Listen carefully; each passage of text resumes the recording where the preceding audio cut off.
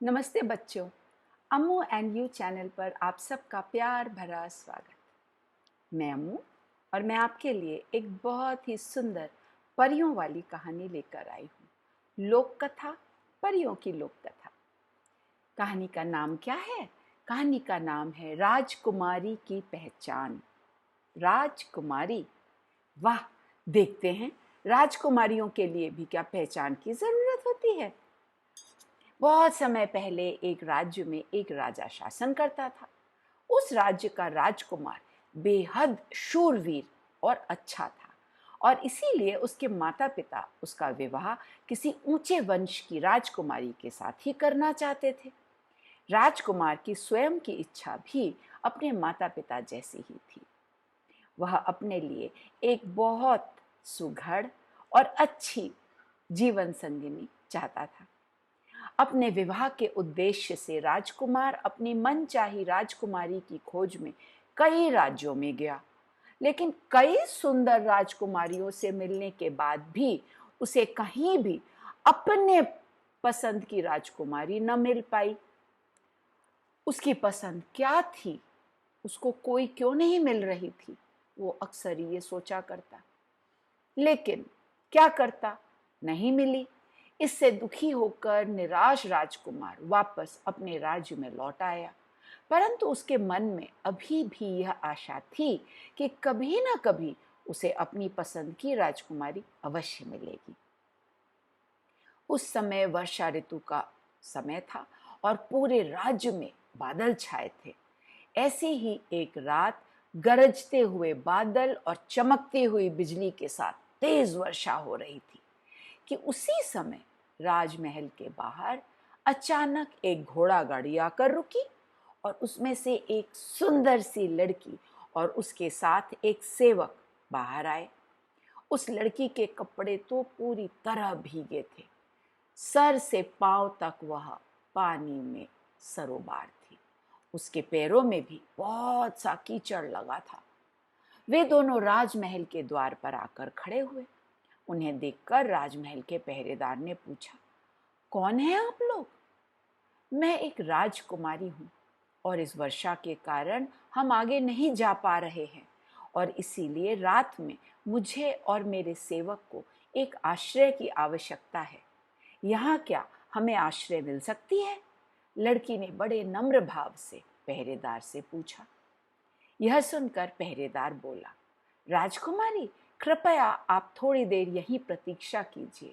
मैं अभी राजमहल में जाकर यह सूचना देकर आता हूँ। यह कहकर पहरेदार तुरंत सूचना देने के लिए राजमहल के भीतर महारानी के पास गया। पहरेदार की सारी बात सुनकर महारानी तुरंत राजकुमारी के स्वागत के लिए बाहर आई। लेकिन जब महारानी ने उस लड़की को ऊपर से नीचे तक देखा तो पल भर के लिए वो ठिठक सी गई। राजकुमारी ने महारानी को प्रणाम किया तो वो मुस्कुरा दी। आपका स्वागत है राजकुमारी। वर्षा के समय आपको इस तरह बाहर खड़े रहकर प्रतीक्षा करनी पड़ी, इसके लिए मुझे बहुत अफसोस है। महारानी ने राजकुमारी का हाथ पकड़कर बड़े ही प्यार से कहा। राजकुमारी ने कहा, अरे अरे, कोई बात नहीं, ऐसा तो होना ही चाहिए। ऐसे ही बिना किसी को जाने पहचाने कैसे अंदर आने कोई दे सकता है? आपके पहरेदार जी ने बिल्कुल सही किया। राजकुमारी का प्रेम पूर्वक स्वागत करने के बाद भी महारानी का ध्यान बार बार उसके गंदे कपड़ों और पैरों की तरफ ही जा रहा था, जिन्हें देखकर महारानी को उसके राजकुमारी होने पर भी संदेह हो रहा था। मन ही मन सोचती, राजकुमारी होकर क्या ऐसे कपड़े पहन सकती हैं? पैर इतने गंदे हो सकते हैं? ये है भी राजकुमारी की नहीं?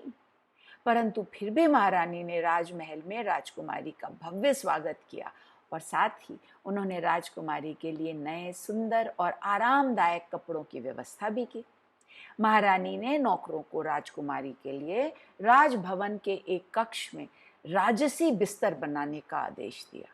लेकिन फिर भी उनके मन का संदेह दूर नहीं हो रहा था और इसीलिए राजकुमारी की सच्चाई जानने के लिए महारानी ने राजकुमारी के लिए बनाए बिस्तर में 10 मोटे और नर्म गद्दों के नीचे, 10, सोचो बच्चों, 10 मोटे और नर्म गद्दों के नीचे बिछे एक गद्दे के बीच चुपके से मटर का एक दाना बिछा दिया और वहां पर छुपा कर रख दिया। कुछ देर के बाद राजकुमारी सोने के लिए अपने कक्ष में गईं। अगली सुबह जब राजकुमारी राज परिवार के साथ नाश्ता करने के लिए आईं, तो राजकुमारी की आंखें लाल और सूजी थीं। महारानी ने देखा और राजकुमारी से पूछा, क्या आपको अच्छी नींद नहीं आई राजकुमारी? हमसे क्या कोई त्रुटि रह गई? महारानी, आपके आवभगत के लिए मैं आपकी आभारी हूँ। आपके आवभगत में कोई त्रुटि नहीं रही, राजकुमारी ने कहा। आपकी भेजी हुई रजाइयां रेशमी और बेहद नर्म थीं, लेकिन न जाने क्यों मुझे उन गद्दों और रजाइयों में कुछ हल्की सी चुभन सी हो रही थी, जिसके कारण मैं पूरी रात सो न सकी और जागती रही। राजकुमारी ने महारानी को बताया। इस घटना की सारी सच्चाई जानते हुए भी महारानी ने अपनी अनभिज्ञता तथा क्रोध का भाव दिखाते हुए कहा, ओह, इस बात के लिए मुझे क्षमा कर दो बेटी। मैं इसका अभी पता लगाती हूँ कि ऐसा कैसे हुआ, आपको चुभन कैसी लगी और रात भर आप सो नहीं पाई। राजकुमारी की बात सुनने के बाद महारानी के मन का संदेह बिल्कुल दूर हो गया और वह बेहद खुश थी। भोजन करने के बाद महारानी तुरंत राजकुमार के कक्ष में गईं और उसको पूरी बात बताई और बताने के बाद कहा, केवल एक उच्च वंश की सच्ची राजकुमारी ही इतने नर्म गद्दों के नीचे रखे एक मटर के दाने की चुभन को महसूस कर सकती हैं। उत्साहित होते हुए महारानी राजकुमार से बोली। राजकुमार को भी बात समझ में आई और पूरी बात जानने के बाद वो खुशी से उछल पड़े। आखिर हमें अपनी मनचाही राजकुमारी मिल ही गई ना महारानी। राजकुमार को खुश देखकर राजा और रानी भी बेहद प्रसन्न थे और इसीलिए वे दोनों अपने बेटे के विवाह का प्रस्ताव लेकर जल्दी ही राजकुमारी के माता पिता से मिलने के लिए उनके राज्य में गए और इस प्रकार राजकुमार और राजकुमारी का विवाह निश्चित हो गया। उनके राज्य में जाकर देखा कि राजा और रानी भी बहुत ही सदाचारी हैं और उनकी जनता उनसे बहुत प्रेम करती है और उनका गुणगान गाती है। बस महारानी को और राजकुमार को इससे अधिक क्या चाहिए था। कुछ समय बाद उन दोनों का विवाह कर दिया गया। दो राज्यों ने बड़ी ही धूमधाम से विवाह की तैयारियां की। पूरे राज्य को परियों के देश की तरह सजाया गया और बहुत उत्साह के साथ जश्न मनाए गए और परियों के देश से परियों को भी आमंत्रित किया गया। सब के सब सज धज कर सुंदर सुंदर परियां आईं और क्या खूबसूरत विवाह हुआ और दोनों हमेशा के लिए खुश खुश रहने लगे। लेकिन आप क्या जानते हैं कि उस छोटे से मटर के दाने का क्या हुआ, जिसकी वजह से राजकुमारी की पहचान हुई?